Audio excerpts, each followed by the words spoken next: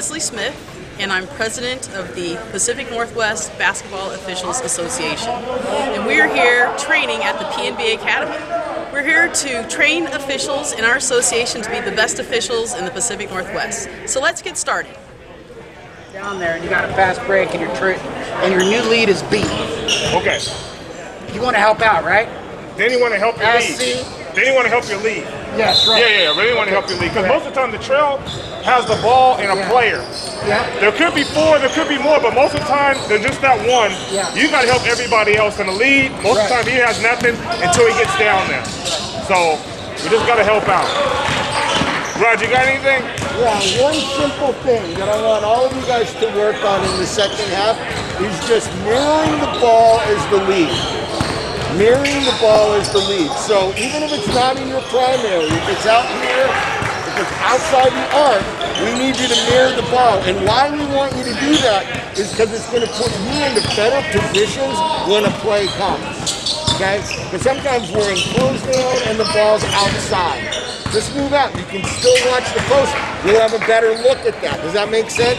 Yeah. Also, you did a great job. Your instinct was right. The ball came into the post down there and you went over, but then the ball got put into a layup. Okay? Right? Remember this one? And they got caught. Okay? You caught them naked in a rotation. It's not your fault. You had the right instinct. But if you start to go and a shot comes, you can come back. Just come back because you're already in position. Okay? Because then he had to take off. He had a motion. Had to come back. Right? And so it's a small thing, but it's something to work on. And I really want you guys all to work on that, mirroring the ball as the lead. Okay? And don't close yourself off to the corner, right? Stay open. Even though I'm watching the perimeter here, I still am aware of what's out here, right? Simple one. Simple one. I got one.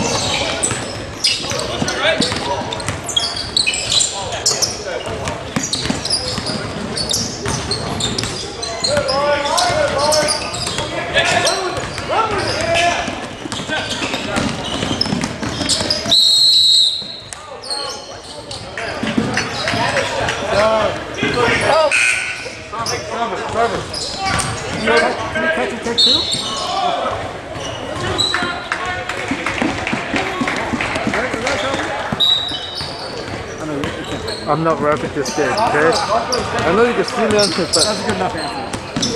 I have my camera on, not my whistle. You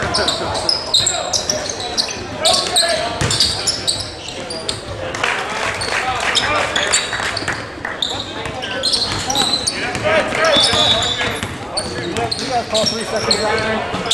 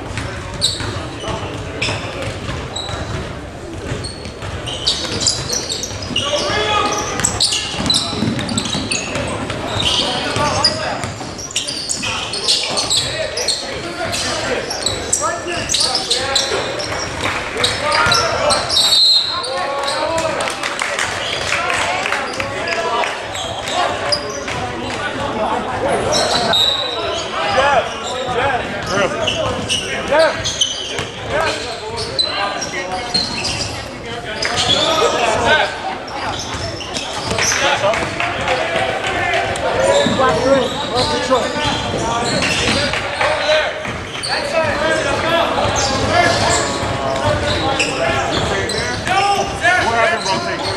Go on the other side. Okay.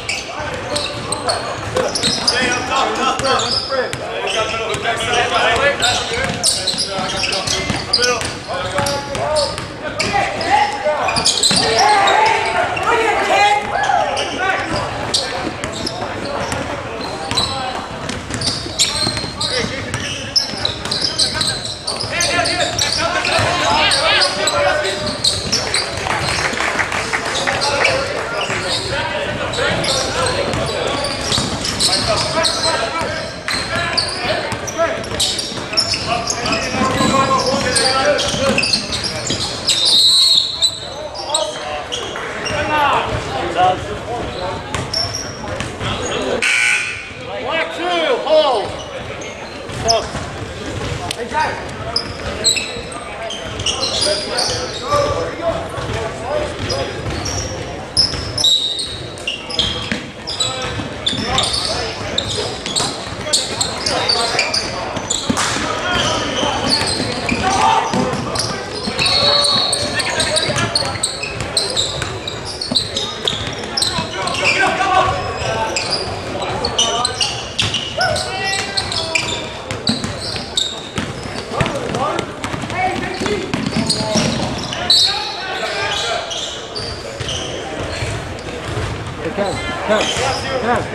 Kevin, right idea.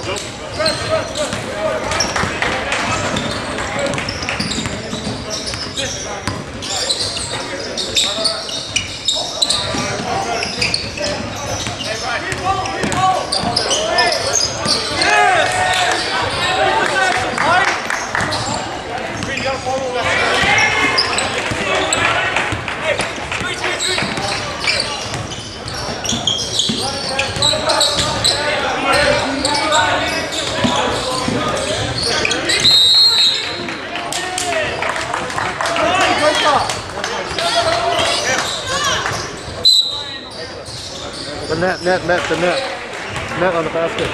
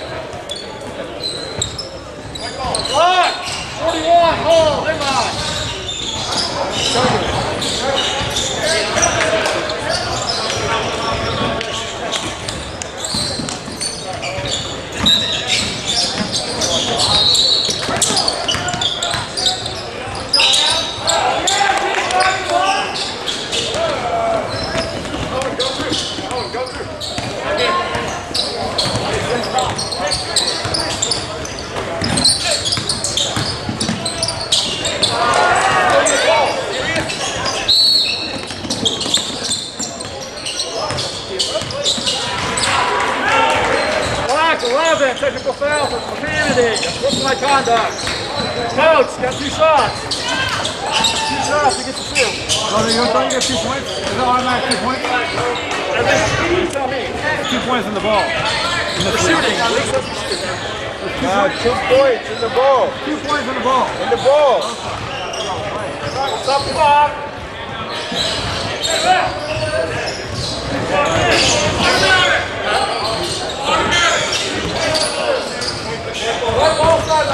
But he like looked back.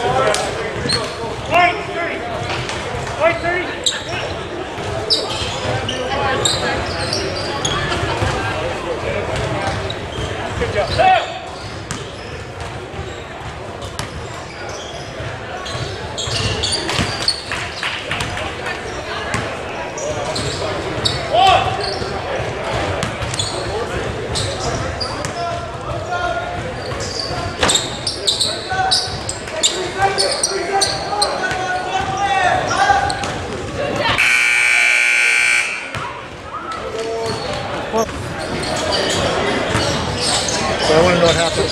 So Rod asked you guys to concentrate on mirroring in this second half. Did you guys feel you did that? I did. Think we did better? I thought it was better. I think you guys, where you got in trouble though, remember, if we start to go, we can come back. Okay, if we start to go, and we start across the key to rotate, and the situation changes, we can come back. Okay, because down there, you went, and you were like, I'm not sure. You kind of stopped, and then you kept going, right? And then we had that same elbow foul down here. You couldn't see it. You were straight line because you were trail, still trying to come down to the seat. We rotated. We left that naked. So understand we rotate for a reason, but it's a big picture that we're rotating for. And sometimes it's not just one play. It's not one matchup. It's a picture. And when we rotate, we're rotating not just ourselves, but our crew. Right? Does that make sense? Okay? So you called the foul out of, or you called the travel out of your primary that was in Joe's primary in transition. Right? You called him from another area code, and then he came and got you because he called the extension and shifted, and that was your primary. He apologized. I told him, I go, he just did that because you took his travel. So yeah, so we're even. The other thing is, we missed at least 2 rotations, and at least 2 of you guys missed it because one of you, the new lead, should have been a center. He was looking down, and the center on the other side didn't know he was the lead. I gotta go to my court. All right.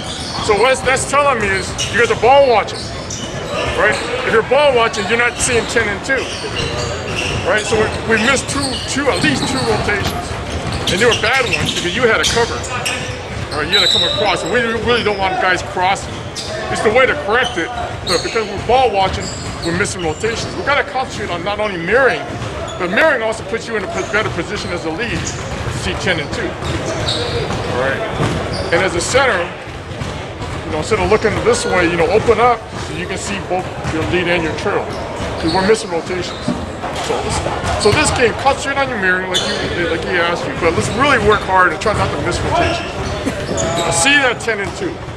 All right, because everybody's got their head down. We're not looking up. And if you're not sure when you're coming up the floor, all you gotta do is glance back once. You see what's happening. You're coming up as a center. You see your lead on your side. Just book it. All right. We don't have a game over here. Got like 15 minutes. I want to know what happened on the no call. You ended up calling tech. So on no call, the guy behind him that tipped the ball, and the guy in front of him fouled him, and he missed a shot. And then it came down and it was good for me just because you fucking kidding me. I heard. And they were up by 30. Oh, that's a good team. So what I'm wondering is, so I missed that call because the guy was driving from my. No, it was right in front of me down there. I had all three guys. I mean, you had the secondary on that side, but I had him coming across, and the ball was already loose before the secondary in front of you made contact because his primary defender was behind you. You got around this guy. I felt like I let that go, and I wasn't sure if I should have or not. No, the ball was already loose by the time he made contact with the stomach, and that's not long. Okay, The ball was so already loose. we're gonna touch it in our mirroring. Try not to miss rotations. And let's try to do a better job on our masking. On our masks. The mask. Keeping him up. Every time. If we're calling things, they say if you're calling fouls outside your primaries, depending on where you want to take them. The higher up you go, if you're calling plays outside your primary, you can lose your job. Okay? So what are the reasons to come out of primary? Why would we make calls outside our primary? Why would we make a call outside of our primary? Sometimes another side that can clearly see that. Well, we'll come out of primary only if it's obvious, God and country, they can see it in the Bob Euchre seats, like way up at the top of the gym. We've given our partner an opportunity to call it, and we need to have it for the good of the game. Okay, that's the only reason we come out of primary. Other than that, we have to trust our partner. We have to trust. Now, if there's something that's not called that you're curious about, at halftime or timeout, we may say, hey, talk to me about that play. There's all this contact. We're like, oh yeah, I saw the whole thing.